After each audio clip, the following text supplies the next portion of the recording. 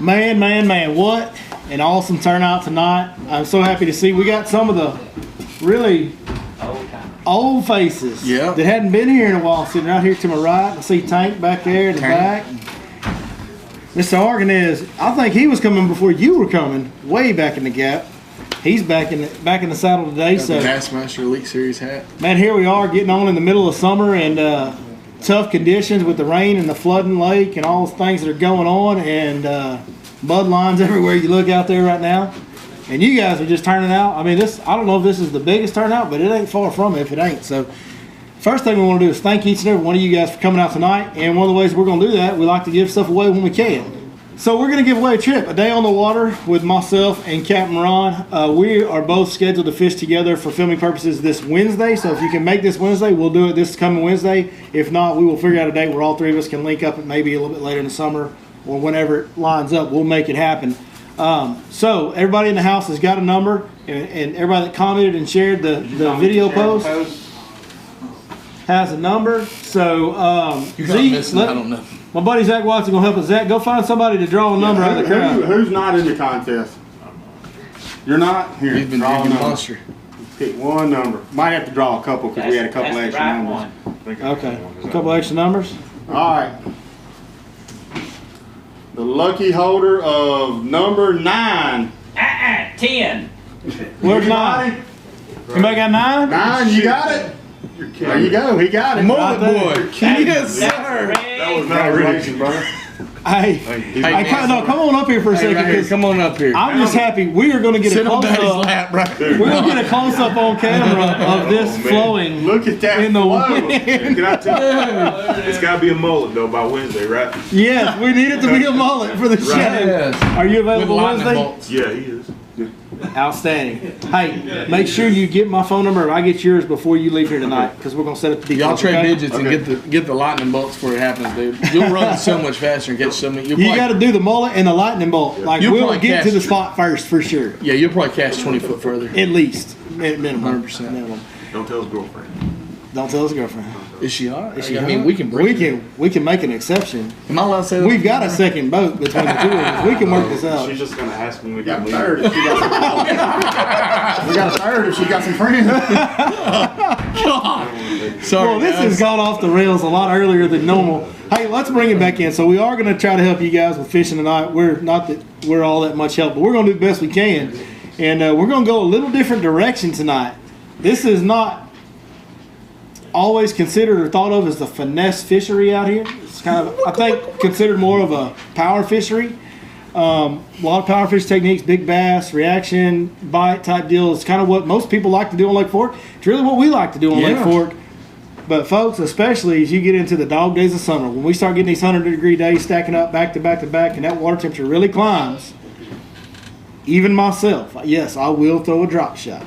And this guy, before everybody knew who he was the finesse man. Back when he was paying them bills, fishing weekend derbies and stuff, he was a finesse fishing master. So. It was the deal. And so, Billy asked me the other day, he goes, hey, dude, what are you going to talk about Friday night? And I'm like, man, I think I'm going to go ahead and talk about finesse fishing. And we had talked about, talking about finesse fishing. And I know that you had Zach Hughes, and it's hard to come up behind Zach Hughes and talk about a drop shot, but he's pretty good. I'm going to talk about it. I'm going to talk to you guys tonight about finesse fishing, okay? And I'm going to give you a quick rundown. I know we got time.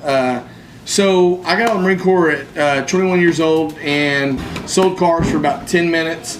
Decided, hey, I'm going to chase my dream of fishing for a living. My wife got pregnant, which was not part of the plan. My girlfriend got pregnant. That wasn't part of the plan. No, I'm just kidding. Your wife and your girlfriend? Yeah. At the same time? Yeah. God bless, huh? No. There's a solution for that. Yeah, you'd make a toast to my wife and my girlfriend. May they never meet. So anyways, my wife got pregnant. We moved back to East Texas.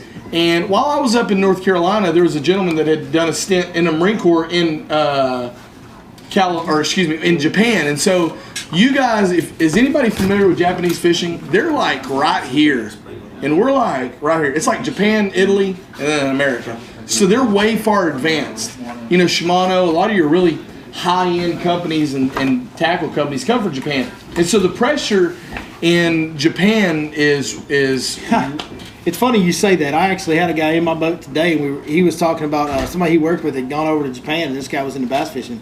And they would have this like little bitty pond, like this little bitty pond in the city, and people would just be lined up like we are in here tonight, and all just fishing. Wow. Really? Like, this close to each other, just fishing. That sounds like the Skeeter Owners Tournament. Fair point. And so this guy kind of taught me something. So quick story. I was selling cars, and I was selling a lot of cars, and the owners told me I had to take my day off, and I didn't want to take my day off, but I had to take my day off. So I needed to find something to do. So I went and bought a couple rod reels, and I did not fish in the Marine Corps, because for those of you that don't know me, there's either Ronnie fishing or Ronnie not fishing. There's no Ronnie having a job in fishing. It's either I fish every single day or I don't fish at all. I have zero in between. And you could pay me $1 million a year and I'll call him dad tomorrow if the fish are hitting the frog. And so I didn't fish while I was in the Marine Corps. And as soon as I got out, I started fishing again. And we went and bought some rod and reels and went to this rock quarry high pressure situation. And this guy taught me a little bit about finesse fishing. Okay, so now we're talking about 2004, 2005. Anybody remember when Kevin Van Dam won the Bassmaster Top 50 Elite? It was before the Elite Series, the Top 50 Elite on Lake Louisville, and broke the lake record. Anybody remember that? What did he catch it on? Do you remember? He caught it on a shaky head. And so Bite Me was the only company in the United States that produced an actual shaky head. And I used to have to order them out of a company out of New York City called Jan's Netcraft. And I would order these shaky heads, and I'd put a Zoom finesse worm on. And I threw 8-pound fluorocarbon line back then on a spinning rod, 7-foot medium action spinning rod, and that was my finesse go-to bait. That and the drop shot. And what that did for me is, at the time when I was 21 years old and I moved back to East Texas and got my first bass boat, it leveled the playing field with 21-year-old Ronnie and all you older gentlemen that knew these lakes like the back of your hand. Had a guy one time tell me, I said, sir, you know about this spot right here? And he looked at me dead in the eyes. He goes, son, I used to squirrel hunt where you're sitting right here. So it leveled the playing field for me to have a drop shot and a shaky head when everybody else was kind of power fishing. And a Carolina rig, a jig, and a Texas rig worm were kind of the things that you fish brush piles and those sort of deals with. And bridge corners, bridge pilings, those sort of deals in 2004, 2005, those weren't really in the game.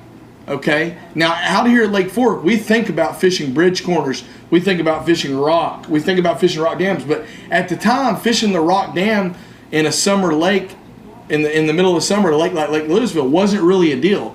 So Kevin Van Dam was able to pull up to the dam at Lake Louisville and not only win the tournament, but break the lake record, because it was a presentation those fish really hadn't seen much. And so it gave me a head start. And what it did is allowed me to get bites. And bites turn into confidence, and confidence turns into success. And that's all you need to be good at fishing. So I want to talk to you guys about what really helped me to get a lot of bites and catch a lot of fish early on in my bass fishing tournament days. And that was this spinning rod right here. And so we call it a fairy wand and a sissy stick and all this other stuff. But I want to, the way I look at this is, if you got ready to fix something on your TV, and it was a Phillips head screw, and it was tiny, tiny, tiny, and you came in there with a huge, like just a huge screwdriver, you wouldn't be a sissy because you wouldn't got a smaller screwdriver, right? You would be intelligent because you would get the screw out versus the guy that couldn't get the screw out. That's kind of how I look at this, and we joke around about it, and we don't prefer to fish this. And I had a guide trip today, and it was really, really tough, and there's a part of me that wanted to change my tactics, but at the same time, people come out to Lake Fork to catch trophy bass, not just to catch a bass. So the dog days of summer are on us, and it can get really tough. Now, I'm going to talk to you about finesse fishing, but I want you to understand, in my opinion, the most dominant time that this bait right here, a drop shot, comes in play is dead winter, because bass is spinning. Big bass don't like to move, and I have the ability to put this in front of their face and dangle it in front of their face, and all they have to do is make one opening of their mouth, and they suck this in. So let's talk about a drop shot. I'm going to talk about what I use. This is a Kistler rod, any rod that you guys like. Billy's got some unbelievable new rods from 6 Cents, and you want to use a quality rod, okay? And so what I think is important in a spinning outfit versus a bait caster. A bait caster, all the drags are fairly good. You know, if that fish pulls and your drag's somewhat loose, he's going to pull drag. On a spinning rod, your drag is kind of your lifeline, because you're counting on this drag to be able to pull, to give those fish the line that they need to pull when you're throwing 6, 8, 10-pound line. So when I tell people, hey, your rod is what you need to spend the money on a spinning outfit, they're both something you need to spend a little bit of money on. You need to make sure you balance out your rod with a quality reel as well that has good ceramic drag and that's really consistent and can pull. I throw a 7-foot medium action rod. I don't ever throw a 7-foot medium heavy action rod. Now some people do, especially when they're making long casts with like a shaky head and that sort of deal. And even back in the day when I would use straight fluorocarbon, I'm going to talk to you guys about that in a minute, I still used a medium action rod. I just set the hook the same way on 8-pound tests as I do on 20-pound tests. Now, fast forward 2019, we're using braid. Okay, and I'm going to use a 2500 to 3000 series reel. If you guys are not familiar with spinning outfits, this is a 2500 series reel. Okay, and you'll see a lot of pros using a 4,000 or 5,000 series reel. And the reason they do that is because the spool is bigger and it has less line memory. But now, fast forward 2019, line memory is not such a big deal because we're throwing braid, right? Do I have any guys that throw a spinning rod very often in here? Do you guys throw braid to fluoro? Okay, so if you remember the days and it was straight fluoro, it was a freaking nightmare. I mean, it was just line twist after line, especially with the drop shot, because that thing likes to do spinning, and it likes to spin in the water. So I'm going to use a 2500. I use a 2500 series reel. That's what I use. 2500 series up to 3500 series is a great reel. You need some bend in the rod. The bend in the rod's a really big deal. I'm going to drop this down so you guys kind of watch when it swings down. You need a lot of bend in your rod. You're not so much worried about the backbone on a spinning rod. You need a lot of bend in that rod, and you need that right there. You need that right there. I need that to be able to pull even more so. That's big line. That's 12-pound line. So your drag's a big deal. Now, has anybody ever heard of an RP knot? Okay, I'm going to tie this knot, and as I tie it, I'm going to... we got this. And we do have it on video, so you guys can see it. We've got a video coming out Wednesday where we go over all different kinds of knots that we use for every situation. We just did a whole video on every different knot that we use. So. I'm going to tie this knot. It'll take me 2 seconds, but I'm going to show you guys how to tie this knot. And I think maybe, even without seeing it, I can explain it well enough that you guys can get it. Okay, the first thing I'm going to do on the RP knot is I'm going to take my fluorocarbon leader. Now, I'm using Seagar Red Label, okay? And we catch a lot of big bass. I've caught a lot of big bass on Seagar.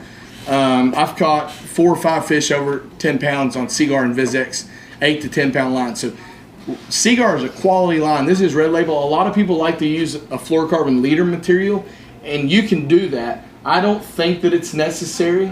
And again, I've caught a lot of big bass. Now, with that being said, I've caught more big bass on straight fluorocarbon versus a fluorocarbon leader. Okay, so what I'm going to do is I'm going to pull my line off my spool when I tie this. Okay, and I'm going to take my fluorocarbon leader and I'm just going to double it up just like this. Okay. You guys aren't going to be able to see it good, but again, like Billy said, we've got a video that's coming out that you're going to be able to see it. So I'm going to double this up, and I'm going to put my finger through that loop. And with my braid, I'm going to go the same way through this loop that my finger is. So my finger's pointing towards tank right there. I'm going to go straight down towards tank. Okay? Now I'm going to take this, and I've got my line doubled up on my fluorocarbon. I'm going to wrap this 8 times around. Okay? 1, 2, 3.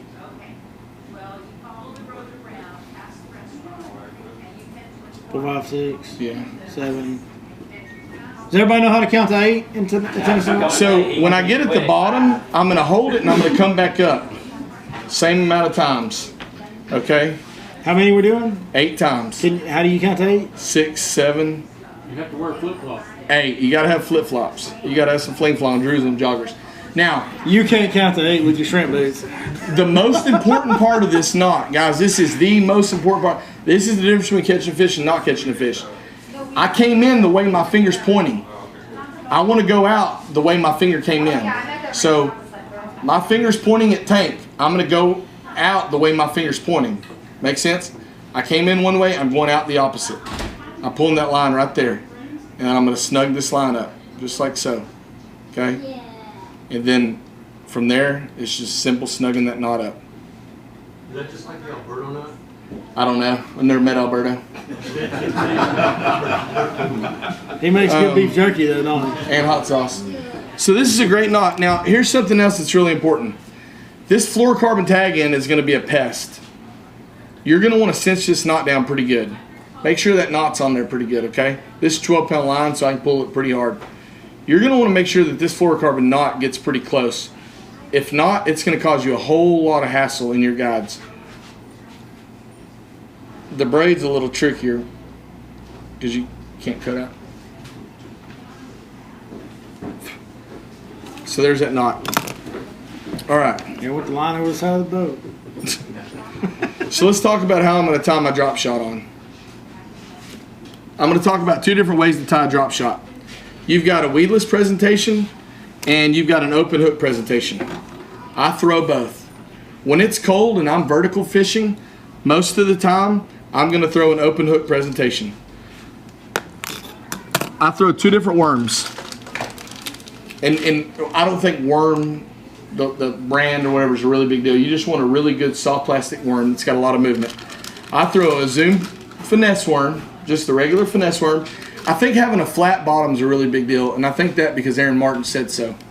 And then I throw a Robo worm, and I think Robo worm makes a really quality worm. This, and I can't remember the name of this color, but you guys see this worm right here? It's real translucent. And I use this little tapered tail worm when I nose hook my baits. I use this when I'm using an open hook. I use a size 1 drop shot hook, and I'm gonna open my box and kind of pass one of these hooks around so you guys can kind of see it if I've got any. Yeah, I do. Are you surprised I have all this in my tackle box?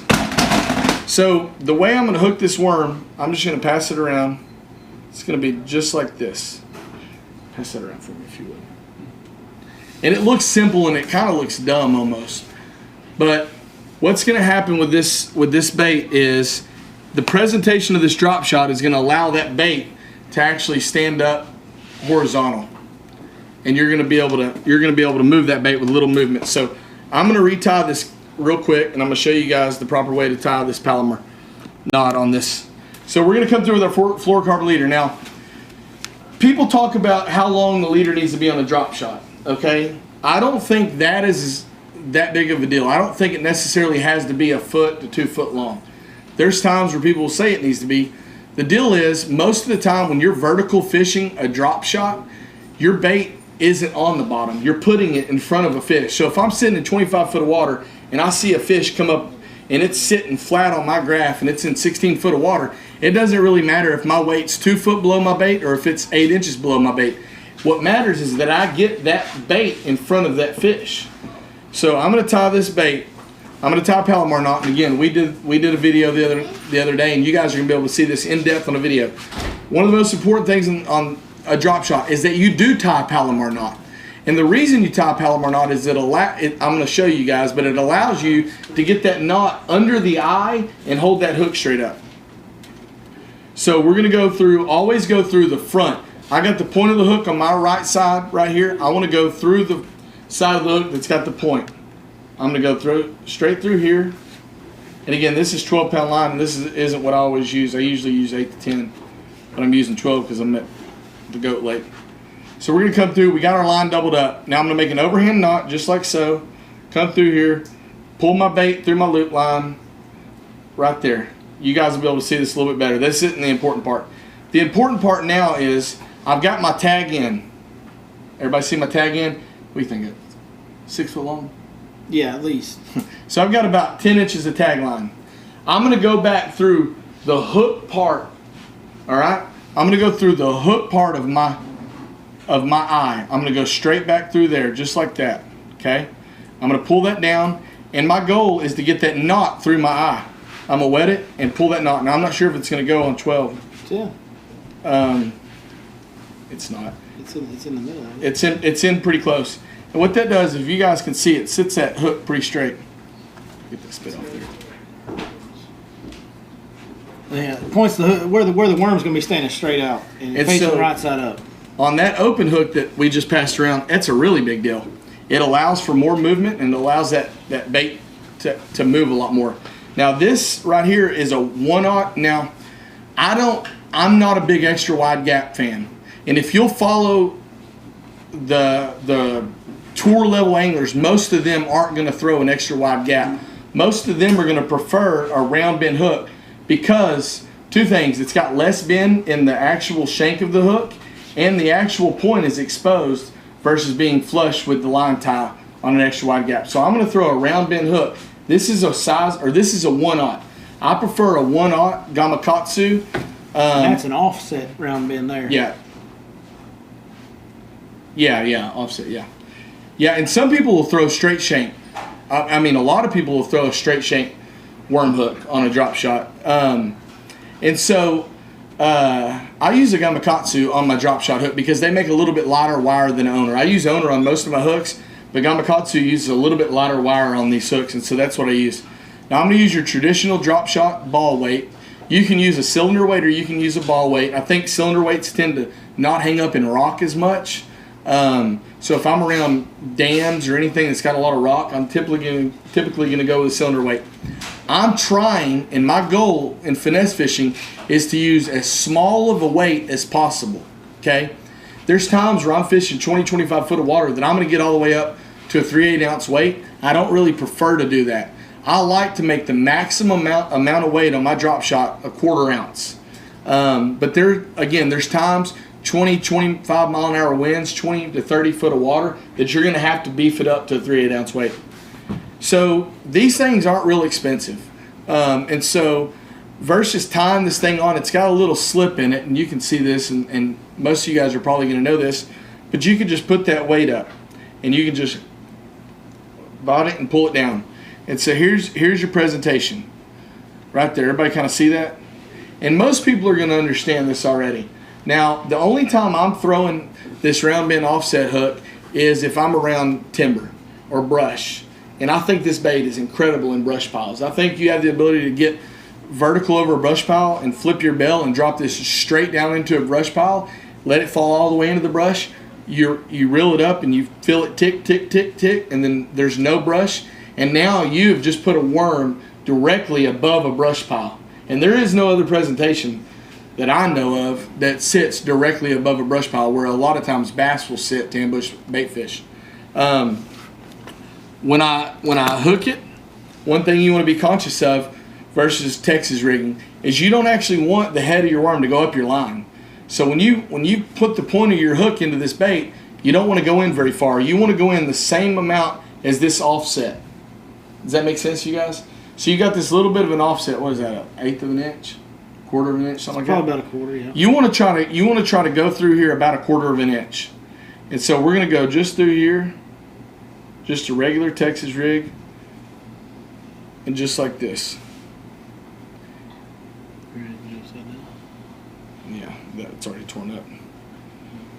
So there you go. So now you've got a great horizontal presentation on that worm. Everybody see that? And on the nose hook that I pass around, it's the same thing. You're tying the same knot. You're getting that knot to go through the eye to hold the hook up, and you're just kind of nose hooking it. So let's talk about presentation. This is a great bait to fish vertically, and this is a great bait to cast. One of the biggest misconceptions in a drop shot is that you need to shake the worm. Okay? If you guys can see this, and that's that knot being stubborn right there. If you guys can watch this, I'm going to try to put this somewhere where it won't tear anything up. All right. Watch that worm. I'll show you guys what I'll do. My goal is to be able to feel my weight. I want to feel my weight on the bottom. Here, do it on my hand so the camera can see it. So when I feel that weight on the bottom, I want to lift up. I feel my weight now. All I'm going to do is watch my finger. I'm going to tap my finger like that. See how that worm's moving? See how much that... Now, we're not in water, but see that worm moving versus me doing that? That's kind of an unnatural presentation. And again, we're finesse fishing. So all I'm going to do is I'm going to sit here and I'm just going to tap this rod. See how much that worm moves? And underwater, it's moving a whole lot because it's got a natural flow of the water and everything else. Versus everybody else, you see people shaking their drop shot and they're doing all that. I mean, that to me is just not natural. I'm going to sit there, and a lot of times, especially the older you get, the more shaky you get. That's just the way it is. A lot of times you don't have to do anything. I can't keep that worm still if I'm trying. There's nothing I can do to keep that worm still. I'm not shaking it. I'm not doing anything. That worm's moving. But I'll take my finger and I'll just sit there and tap that worm. I'll get that rod tight. I'll tap that worm. If I'm casting, I do the same thing. I make a cast towards my target. I pull my rod tip up. I tap it. Nothing there. I pull my rod tip up, drop my tip, reel in the slack, and tap that worm. Does that make sense? There's a lot of movement in there. You know, most time you see guys throwing a drop shot. Most time you see a guys throwing a drop shot, you see them out there, and you tell they're drop shot because they're sitting there going like this. You know, I see it all the time. Guys sitting there shaking. Man, that worm's just, it's not a natural presentation. And again, when we're finesse fishing, the goal is to present these bass with a very, very natural, subtle presentation. On my hook set, this is key. So we've eliminated all the stretch because we're throwing a braid leader, okay? And I'm going to throw 20-pound braid. I like Power Pro braid. What do you think? Power Pro. That's, you know, it's kind of tough to beat Power Pro braid. It's good enough. I'm going to throw 20-pound leader. Now, does anybody know why I'm throwing red? Anybody answer that question? So you can see it. So you can see it. But you got to have dang near X-ray vision to see some green 20-pound braid in the water. And you need to see your line because you need to know when it stops. So if I'm vertical, if I'm fishing a vertical presentation and I don't see my bait on my graph, I need to see that line get slack. That way I can pull up and find that weight. And on 20-pound moss green line, that's next to impossible to do. And this red line is great. A lot of people use a fluorescent green, like almost a chartreuse, and that's great as well. The bass can't see it. Every tour level pro in the world is throwing red or chartreuse colored braid. I mean, the best finesse fishermen in the world are doing it. And on a leader, this isn't going to be accurate because I'm doing this for demonstration purposes. When I tie that leader, I tie it to the spool. I reel it to about 6 to 8 inches above my reel, and then I come over here. I get me about a foot of line, and I clip it. I pull it out of tie my bait. That way, when my bait is at my casting distance from the tip of my rod, my knot's sitting just an inch or two above my reel. That way, that little bitty RP knot's not stuck in my reel. When I go to make a cast, it's going to go smooth. It's going to go smooth out of my rod tip when I cast, but it won't come smooth out of my reel because that fluorocarbon will grab that braid inside of that reel. Another thing that you're going to have issues with when you're vertical jigging a drop shot and that bait's coming off, you can point your rod tip down. You're wanting to drop it, it's getting hung. Rather than shake it, just point your rod tip straight down and it'll tend to come out of there a lot easier. Okay? The way you're going to present this bait to be able to see it on your graph. So your sonar is on your trolling motor, right? And what we all tend to do is we all tend to flip our bell and put it in front of our trolling motor. It's not necessarily going to read real great in front of your trolling motor. Where I put mine is on the nose of my boat. My foot's right here. I put mine beside my foot. I just go over to the edge of my boat and I flip my bell and I drop it. And when it drops down, my trolling motor, or my front graph is instantly going to pick it up. I'm going to see, depending on what pallet I'm on, let's say I'm on Lowrance number 3 pallet, I'm going to see a green or red line start to drop down. And I'm looking at this point, when I'm vertical jigging, I'm looking for lasagna, or what did you call it, carpet? Caterpillars. Yeah, I'm caterpillars. Yeah, I'm looking, unless it's really smooth, which doesn't happen very often.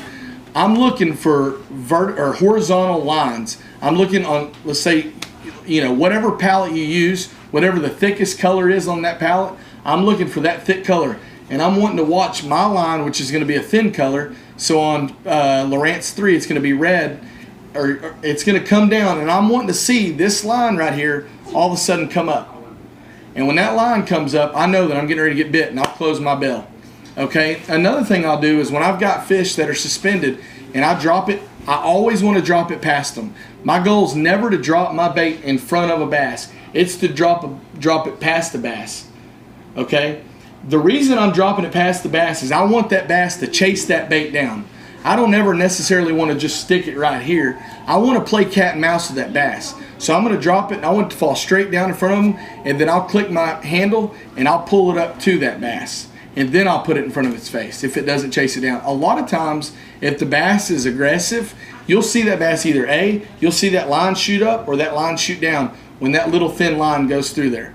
If it doesn't do anything, let's say I'm looking at my graph and I've got a perfectly straight line and I know this is a bass.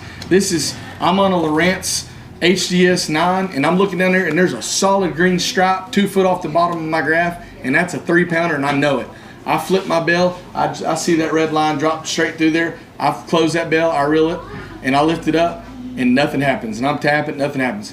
The next thing I'm gonna do, I'm gonna keep my rod completely parallel with the water, and I'm gonna raise that rod straight up. And I'm gonna see if I can get that bass to shoot up after that bait, and then I'm gonna drop it right back down in front of him. And all I'm doing is, when you got a cat at home and you got a string with something on it, and that cat's sitting there and you throw that string and you drag it in front of him, and he shakes his little butt and he stops and you jerk it and he pounces on it, that's my goal, is to get that bass to react to that bait at that point. Cats shake their butt? My cat does. My cat goes Your like cat named Crankbait? No. My cat was supposed to be named Crankbait, but it got vetoed. Now it's named Whiskey. I named it after Billy. So, I can't take you nowhere. So that's my drop shot deal. Now there's a couple different finesse presentations, and I was long-winded on this. I've caught a lot of big fish on drop shot. I mean, I'm talking about I've caught a lot of freaking big fish on a drop shot. Probably 5 or 6 fish over 10 pounds on a drop shot on 8 to 12 pound line. I've caught a lot of 6, 7, 8, 9 pound fish on a drop shot. The other finesse presentations that I'm going to kind of follow up with in weeks to come is we're going to talk about a Ned rig, a Nico rig, unless anybody wants to call it a wacky rig, a Nico rig, and then we're going to talk about shaky head. Did you see the new 6 cents Ned worm? I did. And so a Ned rig I think is a really big deal. We'll talk about that another time, but a drop shot, go ahead, man. The drop shot presentation you just made, I caught it over 2 weeks ago, same presentation. Man, that's awesome. I mean, it's a huge deal. You know, the bass, it's kind of like a Cinco. I think Billy says this, is there's nothing telling the bass not to eat it. And no this, negative cues. This is even more so. How many of you guys crappie fish? You crappie fishermen. How many times those bass chase that crappie up in the winter? Okay, so those bass are 100%. They're down there eating crappie, right? It's just kind of like I go to Cess tonight and I'm gonna eat a ribeye, but I'm also gonna eat my potatoes. Okay, so they're after that big crappie, but they're also gonna eat those little threadfin shad and flicker shad, ghost minnows, whatever you want to call them. They're also gonna eat that stuff. And so in the winter, when the metabolism's super low on a bass, or in the summer when it's super high and it's hot and they're sitting above a thermocline, they don't want to just run around. You have the ability to put something really small right in front of their face, and all they've got to do is open their mouth and suck it in. And that small hook does a whole lot. You don't have to set the hook really hard. You pull into that bass with that braid. You don't need to bow up on that sucker. You'll snap that knot. You need to pull up on him and reel and make sure that he can take line. You'll see a lot of the pros, when those bass are running on spinning rods, those pros are feeding it line, right? I'll just tell you now, if you got 20-pound line with a 10-pound leader and an 11-pound bass grabs that sucker, you better be feeding it line. Or you better have like a Shimano Sustain, something like that, because it's going to need to burn that drag and it's going to need to take that line with it. But I think a drop shot is a huge deal. I think at Lake Fort it can be a game changer, especially for you guys that are in here trying to catch limits in tournaments. You know, it catches a lot of fish, and I think the name of the game out here in tournament fishing is catching a lot of fish and culling fish in order to get those 15 and 3/4 ounce fish. When I say culling fish, I mean slots. It definitely, like Julian said, it catches overs. Caught a lot of big fish. Had my best friend catch a 10.5 pounder on 8-pound line on the drop shot in a Bass Champs tournament. And I've seen a lot of fish caught in my boat on a drop shot. So it's hard to be graceful in a shrimp booth, ain't it, Z? everybody see this? This is a size 1 Gamakatsu drop shot hook. And I rig it just the same way I showed you guys. Do what? Yeah. Oh, it didn't go right back there? You guys don't hook yourselves, right? Let's explain it around here. Explain the small hook a little bit. I mean, in my It's the small hook is, it's all about finesse presentation. The smaller the hook, the more action it gives the bait. So you use a one or a 1/0. So 1 is here and a 1/0's here, right? It's like on a Carolina rig too. We both Yeah. agree on this. On a Carolina rig, we use a much smaller hook than most people would think on a Carolina rig. I like to use a 3/0 thin wire hook on even a baby brush hog or impact shatter, a bubble fry. The less weight that hook has, the more lively that finesse bait is going to be behind it. And a lot of people. So a gentleman goes out throwing his fluke at the bank in the middle of March, trying to catch spawning bass. He's got a 4/0 extra wide gap owner hook, heavy wire hook. He's throwing it out there on 17-pound line with 7-foot medium heavy rod. Well, when I'm Carolina rigging, I'm throwing a 3/0 medium to light wire hook because I want that bait to have a little bit more buoyancy versus I want it to fall a little bit more in the spring versus out deep. I want that bait to have a lot more action, have a little bit more buoyancy. And guys, listen, if you can present that bait right and you can fish that fish right and you can play that fish right, that hook right there will catch as big of a bass as you can catch. These guys that are catching a lot of these trophy bass in California are catching them on 6 and 8 pound line on size 1 hooks. The stuff that I've read, I used to be... It does present a little bit of a challenge on some of our lakes. It doesn't. That are full of timber. Can you get a fish that gets you wrapped up because you can't manhandle them? Yeah. I mean, if you're fishing that heavy, thick cover stuff and a big fish latches onto it, he's going to pull some drag. You're not going to be able to just horse him to the boat. Seen a drop shot. But when you're doing this, that's because you can't catch him on them big shaky heads and big jigs. Like, if he's not biting that, then you're better off hooking him and losing him on that. You know what I mean? Like, you got to get him to bite before you can lose him. I prefer to throw a drop shot on 15-pound line, a 2/0 medium wire hook. What I always call Texas drop shot. That's a Bubba shot. A lot of people call it Bubba shot. Yeah, and that's kind of what I do. I actually have a big, super long medium action rod that's got a lot of this going on. I like it for spoon fishing. It's real good for spoons too. But it's an 8-foot medium action rod from 6 cents that I use. And that's when I drop shot, I typically do a bigger line, a little bit bigger hook, a little bit bigger worm. I use a full zoom trick worm a lot, and a little bit heavier weight. That 1/4 to 3/8 ounce is kind of my normal deal, and I may step it up to 1/2 ounce sometimes. But that's not a finesse presentation. That's just a different Texas ring worm is what that's a Texas ring worm with the weight hanging down is basically what that is. And then I can set the hook and kind of do my thing, but I would rather do it that way, but there are times, and those times are coming at the end of summer and in the middle of winter, like Ronnie said, when that has to be your deal. That has to be, as much as it pains me to say it. I hate spinning rods, It's a player. Like, it's something that you have to do. If you want to be good and consistent, you got to do it. And I think it's one of the best crappie eater baits that there are. Those bass that are sitting down there eating crappie, I think that's one of the easiest and most efficient way to catch them. I've talked to you guys, my favorite colors. Out here at Lake Fork, I like Spicy Craw. It's a really good zoom color. My favorite, by far, hands down, my absolute favorite color in Robo Worm is Aaron's Magic. I think it's one of the most unbelievable colors. I don't care if the water's a little bit stained or if it's super clear. It's an unbelievable color. I throw watermelon candy. Out here, tomato seems to be a really, really popular color. I throw the Spicy Craw and plum apple colors a little bit more. Just that's a confidence thing. But Spicy Craw is really good, and then any of your watermelon shades are really good. And then, like I said, in Robo Worm, the Aaron's Magic is by far my favorite. Let's talk about the red worm situation. You know, that's not a tomato seed bright red worm, but you said plum apple. You said that Spicy Craw. These are all flavors of a red color, correct? So last year, I saw this firsthand.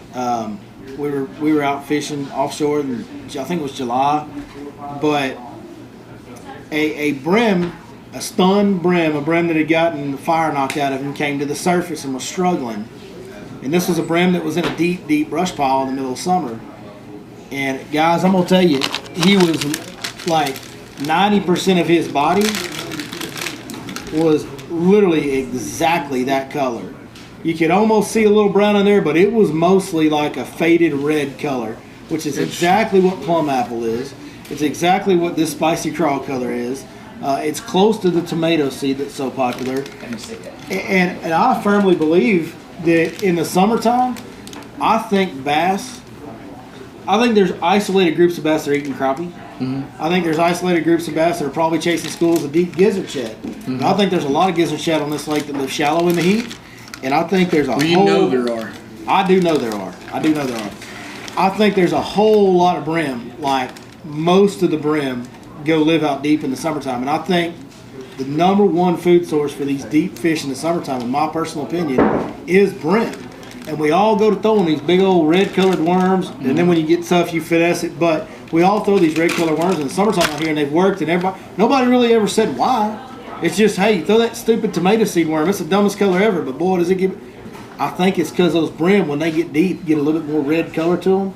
And man, when I saw that last year, it was like ding, ding, ding, big light bulb going off in my head. So. Bass eat red, they eat purple, they eat green and brown. You look at some of the dang jigs that we throw; they've got a lot of orangish, reddish stuff to them out deep. And too. bluegill have a lot of orange, and I tell everybody, as long as it's got some kind of orange and purple or red in it, they're good, or blue. Those colors. Those are all brim colors. Those are all brim colors. Yeah. Yeah, absolutely. Anybody got any questions on drop shot? And again, I'm going to cover some other stuff. You guys that aren't going to be here in the coming weeks, you're going to be able to watch this. I'm going to cover finesse fishing. It is, and I know people don't know this. You know, when I got back into guiding, I told you I'm a little self-conscious about it because I hear people say, "Oh, yeah, Ronnie can catch them on a frog. They move offshore, you can't catch them." Man, you done lost your daggum mind. Well, or a crankbait. Or a crankbait. You're the frog and the crankbait guy. But I catch as many fish on a football jig as I do anything. Well, people don't realize that finesse fishing deal is probably my single biggest strength is finesse fishing. I don't do it out here because people don't hire me to come out here and throw a spinning rod. I got a customer of mine, and this is no joke, Chris Randall. He's got a pair of pink panties in his boat, and if you bring a spinning rod in his boat, you're more than welcome to fish it, but you got to wear the pink panties. And so that's kind of how finesse fishing is viewed at Lake Fork, and so I don't tend to do that a lot. If somebody's But interested, I've known you for a long time now, and from back when we very first met, you know, that was back when you were kind of fresh off that tournament fishing stretch, and a lot of the conversations we had way back were about finesse fishing. Yeah. It was something you were fired up about, and you talked to me about that back then as much or more than you did any other technique. And it was unbelievable back. It was like being the first dude with a fluke or something. You know, people didn't. I remember one time a gentleman told me and my best friend that I used to fish with. He goes, "Hey, let me square 9." I told you this. He goes, "Ronnie Kelly, a tournament will never be won on Lake of the Pines on the drop shot." And I promise you guys, that Saturday, a guy won a tournament drop shotting the 155, the North Bridge. Oh yeah, at, it's 155 at Lake of the Pines. Okay, and so it's no different than using a small screwdriver for a small screw. It's just a tool, and it's a very good tool, and it's just something else to have in your arsenal. Any more questions about girly fishing?